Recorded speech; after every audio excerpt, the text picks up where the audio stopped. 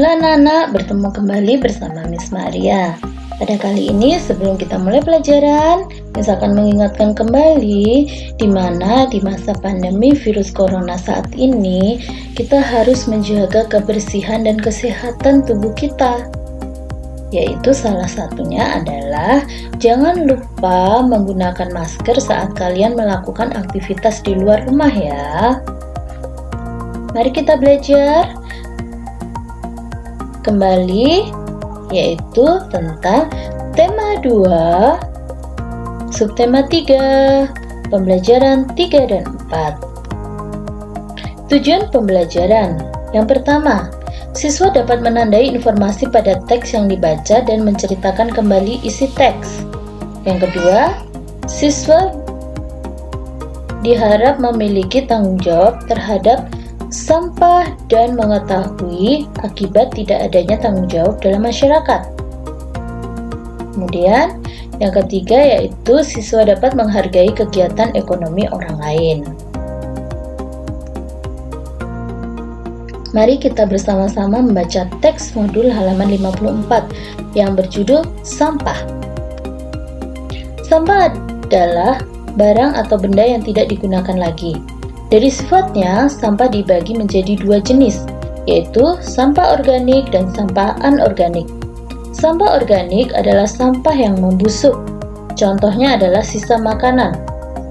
Sementara itu, sampah anorganik adalah sampah yang tidak mudah membusuk, contohnya adalah kaleng, botol, kaca, kayu, dan lain-lain.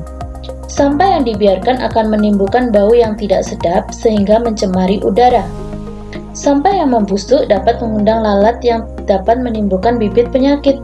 Sementara itu, sampah yang dibuang ke sungai jika dibiarkan akan menimbulkan banjir. Untuk itu, kita harus menjaga kebersihan lingkungan kita dengan cara memulai membiasakan dari diri sendiri untuk membuang sampah pada tempatnya dan memilah sampah organik dan sampah anorganik. Kita bisa menguji pemahaman terhadap sebuah teks dengan cara menjawab pertanyaan-pertanyaan. Agar dapat menjawab pertanyaan-pertanyaan yang diberikan, terlebih dahulu kita harus menandai kata kunci tiap paragraf. Kata kunci tersebut dapat berupa ide pokok. Berikut, supaya kalian lebih memahami tentang penjelasan yang Miss berikan, Miss akan memberikan peta pikirannya. Nah, teks bacaan. Teks bacaan tadi sudah kita baca yang di depan yaitu berjudul Sampah. Dari teks tersebut, kita bisa mencari kata kuncinya. Nah, yang dimaksud kata kunci di sini adalah berupa ide pokok. Ide pokok dari setiap paragraf. Berdasarkan kata kunci yang kita dapatkan, kita bisa menjawab pertanyaan-pertanyaan yang sesuai dengan teks bacaan. Baiklah anak-anak, mari kita mencari kata kunci dari setiap paragraf yang telah kita baca di teks bacaan tadi. Kata kunci paragraf pertama, sampah adalah barang atau benda yang tidak digunakan lagi. Kata kunci paragraf kedua, sampah yang dibiarkan akan menimbulkan bau yang tidak sedap sehingga mencemari udara. Kata kunci yang paragraf ketiga, untuk itu kita harus menjaga kebersihan lingkungan kita. Berdasarkan kata kunci yang kita dapatkan, mari kita ceritakan kembali teks yang sudah kita baca. Nah, sampah adalah barang atau benda yang tidak digunakan lagi, sehingga apabila sampah dibiarkan akan menimbulkan bau yang tidak sedap sehingga mencemari udara. Untuk itu, kita harus menjaga kebersihan lingkungan kita, karena itu sudah tanggung jawab kita bersama. Jadi, dari teks yang kita baca tadi, kita cari kata kuncinya setiap paragraf, kemudian kita bisa menyusunnya menjadi sebuah cerita yang kita susun kembali. Nah, kita masuk materi selanjutnya yaitu tanggung jawab terhadap sampah. Tanggung jawab pada keadaan yang wajib ditanggung. Berikut ini adalah salah satu contoh perbuatan tanggung jawab dalam menjaga lingkungan. Yang pertama, melakukan penghijauan atau reboisasi. Kedua, memelihara tumbuhan yang ada di lingkungan sekitar. Ketiga, ikut serta dalam kegiatan kerja bakti membersihkan lingkungan. Keempat, membuang sampah pada tempatnya. Yang kelima, mendaur ulang barang bekas. Berdasarkan tanggung jawab tersebut, Miss akan menjelaskan tentang mendaur ulang barang bekas. Jika kamu memiliki barang bekas yang masih layak digunakan, sebaiknya jangan langsung dibuang ya. Hal ini dapat mengurangi jumlah sampah yang ada di sekitar kita. Kamu dapat mengubah barang bekas menjadi barang baru yang lebih bermanfaat. Misalnya, kamu dapat membuat tas dari plastik bekas makanan, kotak tisu dari kardus dan koran, serta pot tanaman dari bekas botol plastik. Bisa ya anak-anak? Ya, Miss yakin kalian pasti bisa. Dari hal yang sederhana seperti botol-botol minuman, kalian bisa pergunakan atau dipotong atasnya dijadikan pot bunga. Kemudian kita lanjutkan, tanggung jawab harus dilakukan dalam kehidupan sehari-hari. Akibat dari tidak adanya tanggung jawab, yang pertama, dikucilkan oleh warga masyarakat. Kedua, tidak dipercaya oleh warga setempat. Ketiga, tidak dihargai warga setempat. Yang keempat, menjadi bahan pembicaraan warga setempat. Yang kelima, kebersihan, keamanan, dan kerukunan tidak terjadi. Nah, kalau sudah mengetahui akibat dari tidak bertanggung jawab, semuanya nggak bagus kan? Jadi, kita harus memiliki sikap yang bertanggung jawab. Sebagai seorang siswa, tanggung jawabnya yaitu menyelesaikan tugas, belajar tepat waktu, siapkan waktu untuk belajar walaupun hanya sebentar. Itu adalah contoh kecil dari sikap tanggung jawab seorang siswa. Nah, kita lanjutkan ke materi kita yang ketiga. Sebagai makhluk sosial, kita memerlukan orang lain dalam kehidupan sehari-hari yang tidak dapat kita hasilkan sendiri. Nah, apa yang tidak dapat kita hasilkan sendiri yaitu berupa kebutuhan-kebutuhan. Bagaimana caranya kita mendapatkan kebutuhan-kebutuhan tersebut? Ada namanya kegiatan ekonomi, seperti yang sudah Miss jelaskan di pembelajaran sebelumnya. Nah, kegiatan ekonomi sendiri dibagi menjadi 3, yaitu produksi, distribusi, dan konsumsi.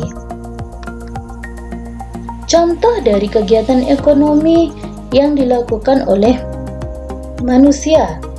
Contohnya, kita membayar saat beli sesuatu dari penjual.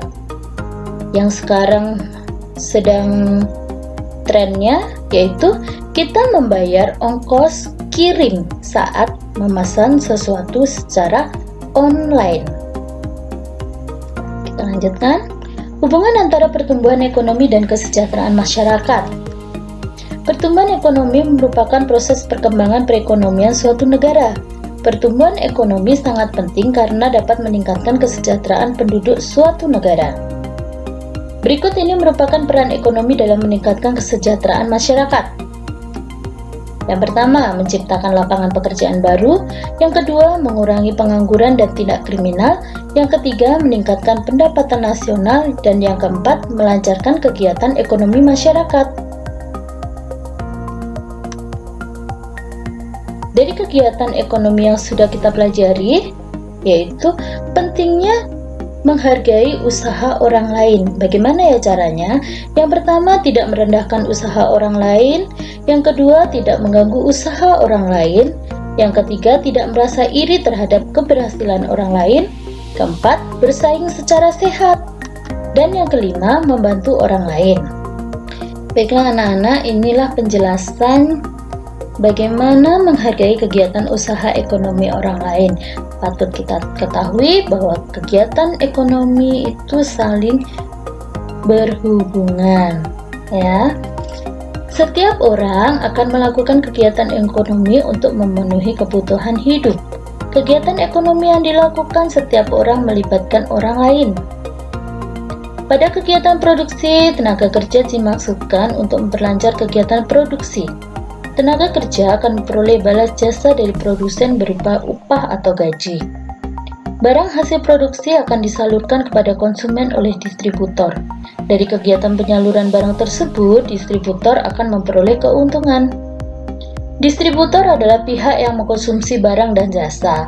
Ketika pelaku kegiatan ekonomi tersebut, yang sudah jelaskan di awal tadi, yaitu produsen, distributor, dan konsumen, akan saling berhubungan membentuk arus diagram ekonomi.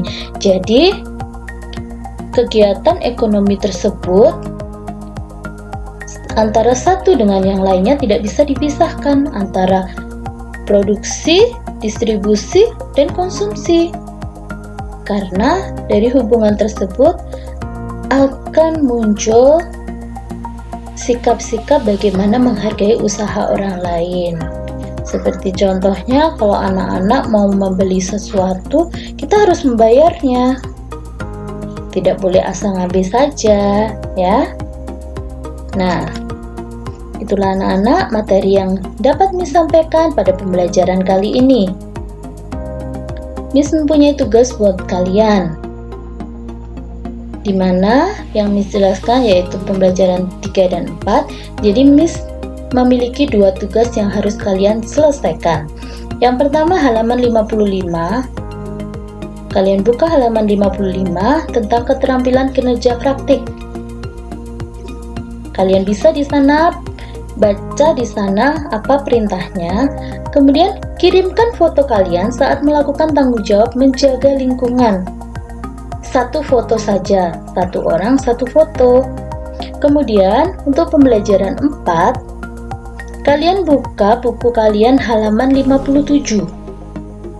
Ya, halaman 57, buatlah video saat kalian menceritakan kembali teks menjaga keharmonisan masyarakat dengan bahasamu sendiri. Jadi, di halaman 57 anak-anak baca teksnya terlebih dahulu. Kemudian cari dulu kata kuncinya atau ide pokok dari setiap paragraf. Setelah kalian dapat ide pokoknya, kalian bisa tulis menjadi cerita kalian sendiri.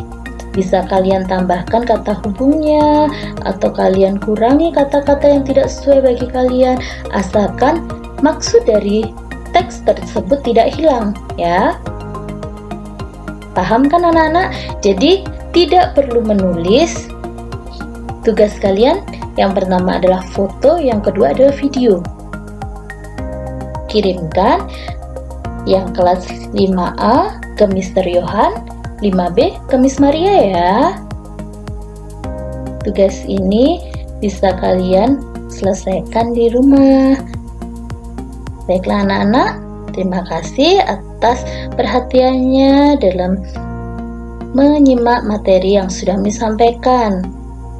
Tetap semangat belajar, jaga kesehatannya, dan sampai jumpa.